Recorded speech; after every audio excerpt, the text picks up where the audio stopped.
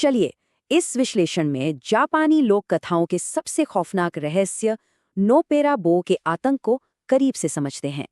कल्पना कीजिए, कोहरे से ढकी किसी सुनसान सड़क पर कोई रोता हुआ अजनबी दिखाई दे। एकदम सामान्य बात है। पर अचानक उसका चेहरा गायब हो जाए और बचे सिर्फ एक सपाट त्वचा। यही खौफनाक नोपेरा बो है। सबसे बड़ी हैरानी की बात तो ये है कि आतंक फैलाने वाले ये जीव असल में बिल्कुल हानिरहित होते हैं। दरअसल ये अक्सर लोमड़ी या तनुकी जैसे रूप बदलने वाले जानवरों द्वारा रचे गए बहरूपीय छलावे होते हैं।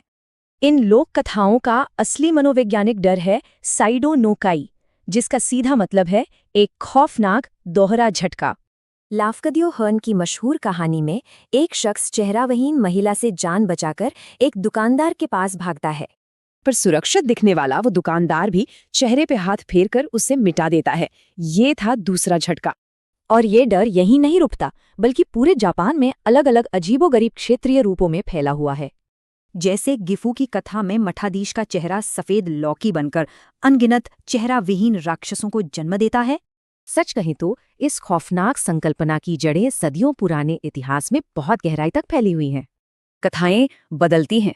नुप्पेपो को ही लें, जहां लटकते मांस के टुकड़ों से ही एक विशाल चेहरा बन जाता है। इसके और भी भयानक रूप हैं, जैसे सफेद चेहरा विहीन पुजारी या काला पुजारी जिसके चेहरे पर सिर्फ एक मुंह है।